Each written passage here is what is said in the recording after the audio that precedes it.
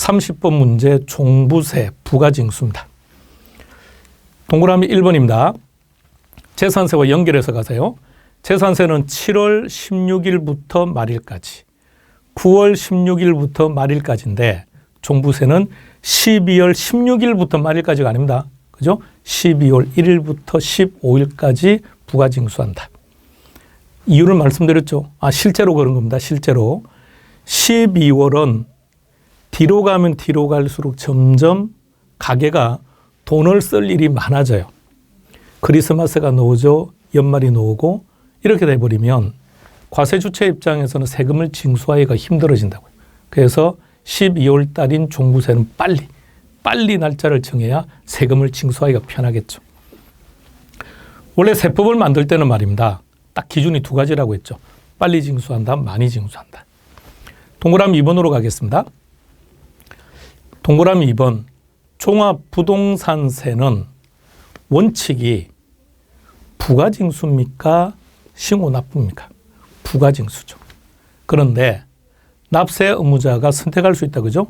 신고납부 방식을 선택할 수 있다. 따라서 신고납부를 하겠다고 한다면 언제까지 신고해야 되느냐? 날짜 똑같죠. 12월 1일부터 15일 사이에 신고하면 되는 거죠. 이 부분 때문에 X.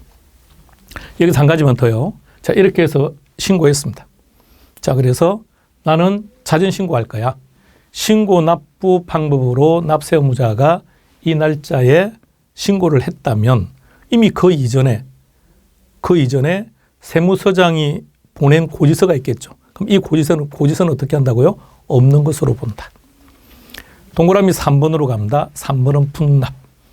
자, 답은 틀린 거 찾는 거니까 답은 2번입니다. 3번은 분납. 자, 요거 분납 조금 정리하고 갑시다. 개정된 부분이 있다 그랬죠. 자, 분납입니다. 먼저 우리 시험 범위 안에서 분납이 가능한 세목은 3개입니다. 재산세, 종합부동산세, 양도소득세. 자, 그거부터요. 재산세, 종합부동산세, 그리고 양도소득세. 먼저 금액. 납부할 세액. 재산세와 종합부동산세는 납부할 세액이 250만 원을 초과하는 경우. 양도소득세는 얼마죠? 1,000만 원을 초과하는 경우. 250, 1,000만 원을 초과하는 경우. 자, 그렇다면 분납하는 기간. 재산세, 세 글자죠. 그럼 재산세는 3개월. 종합부동산세, 6글자죠. 그래서 6개월. 양도소득세는 양도 2개월. 자, 양도소득세는 양도소득세 글자수로 따지지 말고 그냥 양도. 우리는 보통 양도 이렇게 말하지 않습니까? 양도니까 2개월. 자, 다시.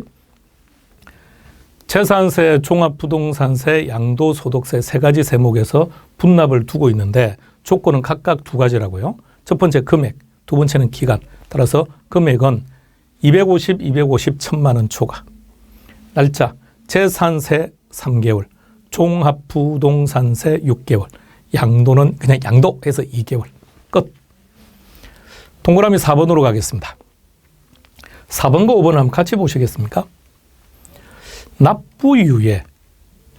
납부유예를 왜 해주는 걸까? 이걸 한번 잘 생각해 봐요. 납세 의무자가 돈이 많다면 또는 납세 의무자의 연봉이 많다면 월 소득이 많다면 그러면 구태여 과세주체가 납부를 유예해 줄 이유가 없겠죠. 그럼 기본적으로 납부 유예를 한다는 얘기는 납세 의무자의 조건 자체가 가지고 있는 재산도 많지 않고 제일 중요한 거는 월 소득이 적다는 거예요.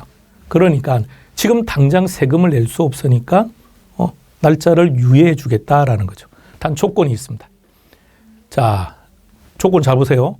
종합부동산세에서 납부 유예를 받으려면 첫 번째 1세대 1주택자이어야만 합니다. 두 번째 나이 60세 이상이어야 됩니다. 그래서 나이 조건 아시겠죠? 아까 방금 소득이 적다라고 했으니까 물론 60세 이상이라고 해서 다 소득이 적은 것은 아닙니다만 일반적인 경우 60세 이상 그리고 이 주택을 5년 이상 보유하고 있어야 됩니다. 5년 이상.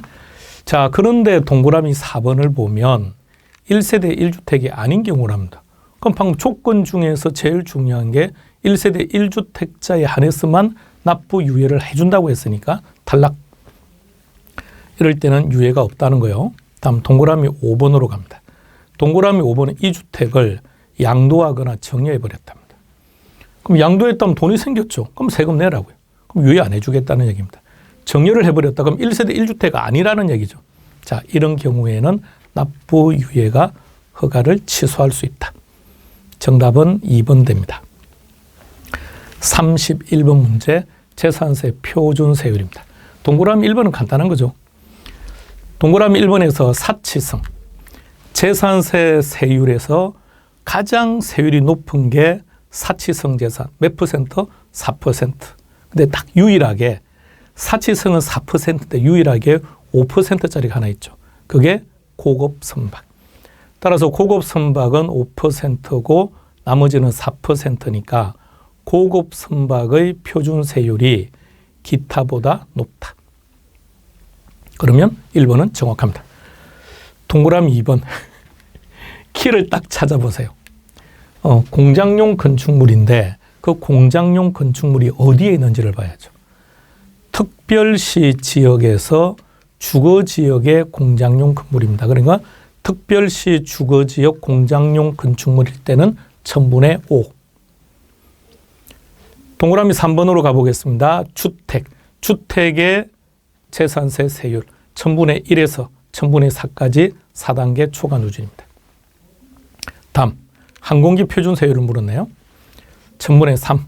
그리고 고급 선박은 동그라미 1번에서 말했던 것처럼 상대적으로 다른 것보다 세율이 높다. 그죠? 그럼 고급 선박을 제외한다면 선박의 표준 세율은 항공기하고 동일합니다. 동그라미 5번으로 갑니다. 표준 세율의 100분의 50 범위에서 가감할 수 있다. 우리는 이것을 뭐라고 하죠? 탄력 세율. 탄력 세율. 그런데 이 탄력 세율에 대한 부분은 당해 연도에 한해서만 적용합니다. 이 부분 때문에 X. 정답은 5번 됩니다. 32번 재산세입니다. 재산세 과세 대상은 몇 가지입니까? 5개. 자, 다 같이 5개. 시작. 토지, 건축물, 주택, 선박, 항공기. 동그라미 3번을 볼까요?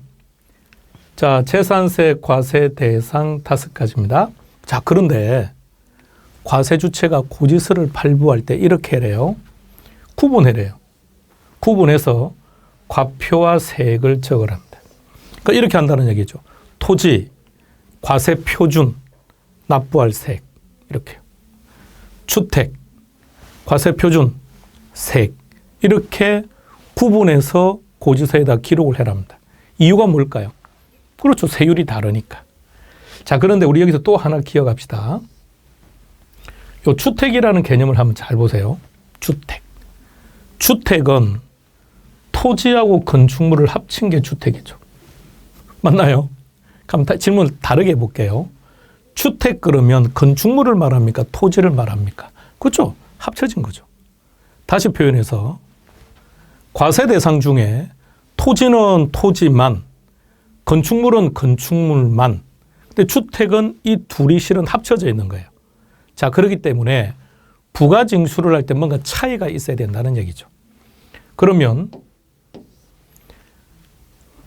우리가 함께 학습했던 부동산학 개론이라는 과목의 제일 마지막 파트, 감정평가.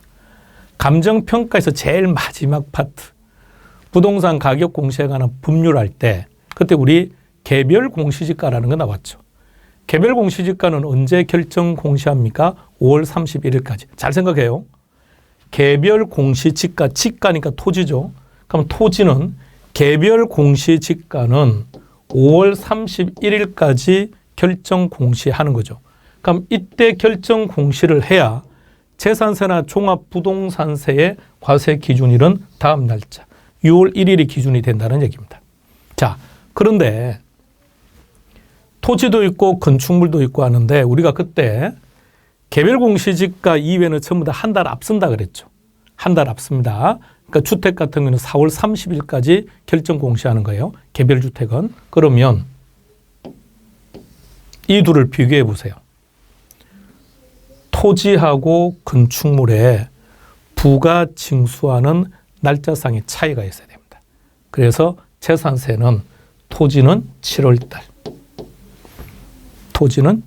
토지가 늦게 가는 거죠.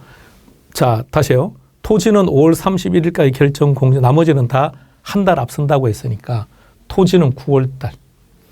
건축물 7월 달. 선박과 항공기도 요 7월 달에 속해요. 그러면 이제 동그라미 1번으로 올라가서 다시 보면요. 건축물, 선박, 항공기는 7월 16일에서부터 31일까지 부가징수하고 토지는 9월 16일부터 30일까지 부가징수합니다. 자, 그런데 이제 주택이 문제죠. 주택. 자, 앞서 말씀드린 것처럼 주택이라는 개념은 실제 토지하고 건축물을 합친 거라고요. 그래서 분리하는 게 맞겠죠.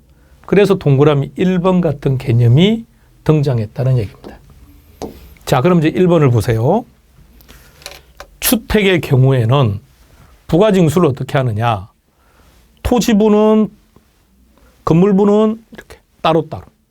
그래서 부가징수할 세액의 2분의 1은 7월 16일에서부터 31일까지, 나머지 2분의 1은 9월 16일에서부터 30일까지가 납기입니다. 이게 타당하겠죠, 그죠? 자, 그런데 다만 부과할 세액이 20만 원 이하인 경우에는 한꺼번에 부가징수합니다. 단 빠른 날짜에. 그러니까 앞서 말씀드렸듯이 세법은 기준이 딱 두 가지라 그랬죠. 빨리, 많이. 그래서 납부할 세액이 20만 원 이하의 경우이기 때문에 이럴 때는 금액이 적으니까 한꺼번에 부가징수한다고. 한꺼번에. 그럴 때는 빠른 날짜. 따라서 답은 1번 됩니다. 동그라미 2번으로 가겠습니다. 재산세, 보통징수. 동그라미 3번입니다. 자, 동그라미 3번은 과세대상 5가지 나와 있고요. 그리고 납세 고지서를 발급할 때는 이들을 구분해서 과표와 세액을 적는다, 그죠? 그리고 넣어줘도 며칠인데, 자, 요거 하나요. 납세 의무자인 우리가 과세 주체에게 뭔가를 할 때, 그 뭔가를 한다면 신청한다는 거죠. 신청할 때는 10일 전까지 해야 되고, 반대로 과세 주체가 납세 의무자인 우리에게 뭔가를 보낼 때는, 고지서를 발부할 때는 5일 전까지죠. 동그라미 4번입니다. 과세 기준일은 매년 6월 1일. 고지서 한 장당 2,000원 미만일 때는 재산세를 징수하지 아니한다. 이게 무슨 말입니까? 소액 징수 면제라 그러죠. 정답은 1번입니다. 33번 등록면허세 비과세입니다. 동그라미 1번. 동그라미 1번 같은 경우는 뭐 암기하는 것보다 그냥 상식적으로 보시면 되겠죠. 지자체가 자기를 위해서 등록을 했다. 자, 이 표현을 잘 보세요. 자, 그럼 이런 경우라면 과세 주체가 누굽니까? 등록면허세니까. 그렇죠? 과세 주체가 지자체죠. 그 다음에 납세 의무자가 누굽니까? 자기 자신이죠. 웃기죠? 자기 자신이 자기 자신에게 세금 부과하고 그럼 자기 자신이 세금 내고, 자, 따라서 그러니까 꼭 지자체일 필요는 없습니다. 국가 등이 자기를 위해서 받는 등록은 비과세. 동그라미 2번 같은 경우는 지목이 묘지인 토지 여러 번 출제되었고 중요합니다. 자, 여기서는 세 가지를 정리해야 되죠. 취득세, 등록면허세, 재산세. 자, 여기서 지목이 묘지인 토지의 경우 취득세 세율이 어떻게 됩니까? 취득세 세율은 중과 기준 세율. 중과 기준 세율 2%가 적용되는 경우이고 등록면허세나 재산세는 비과세입니다. 동그라미 3번 법원의 촉탁. 다른 걸 볼 거 없죠. 동그라미 4번 그러니까 동그라미 4번 같은 경우는 등록면허세만 그런 것이 아니라 모든 세목이 똑같죠.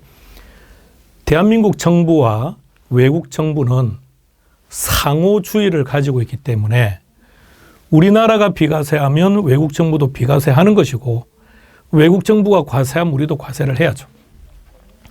따라서 동그라미 4번은 과세 대상이죠. 따라 4번은 X. 5번 갑니다.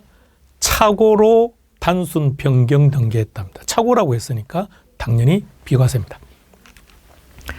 34번 동그라미 1번 동그라미 좀 다 같이 읽어볼게요. 시작.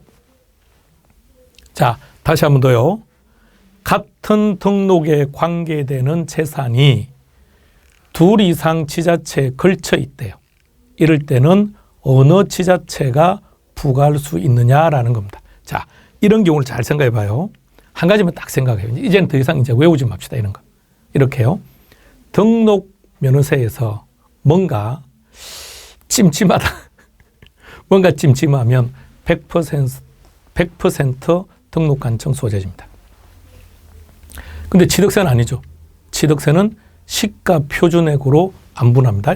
면적 아닙니다. 면적 아닙니다. 취득세는 시가 표준액으로 안분합니다. 확인하시죠. 장난치면 시가 표준액 비율 자리에 면적 비율이 들어간다고요. 동그라미 2번으로 갑니다. 표준세율의 50% 범위에서 가감할 수 있다는 탄력세율. 정확합니다. 동그라미 3번 지문을 똑같이 연결해서 보세요. 이 부분, 취득세라는 이 부분하고 똑같이 개념이 똑같아요.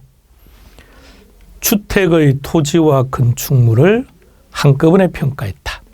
그러니까 우리가 이렇게 했었죠. 주택이라는 개념은 토지도 있고 건축물도 있다고 했는데 이것을 한꺼번에 평가를 했기 때문에 과세 표준이 구분되지 아니하는 경우. 그럼 이럴 때는 어떻게 하느냐? 이럴 때는 똑같습니다. 이 금액입니다.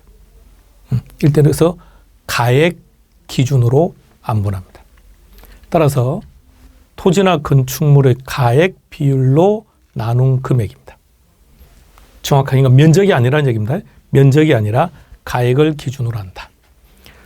동그라미 5번입니다. 등록면허세 과세 표준은 신고 당시 가액으로 한다. 이게 원칙이죠. 자, 그런데 신고가 없거나 신고 가액이 시가 표준액보다 많은 경우가 아니죠. 작은 경우죠. 많은 경우면 많은 것으로 하면 되는 거고 적은 경우에 시가 표준액으로 한다. 정답은 4번 됩니다. 동그라미 5번 채권자 대위자는 납세 의무자를 대위해서 등록면허세를 신고 납부할 수 있다. 답은 4번 됩니다. 35번.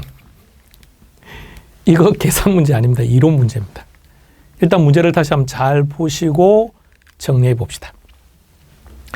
자, 이 문제는 간주 임대료 계산하는 거거든요. 간주 임대료. 간주 임대료를 간주해서 월로 계산하는 건데 자, 전제 조건이 있습니다.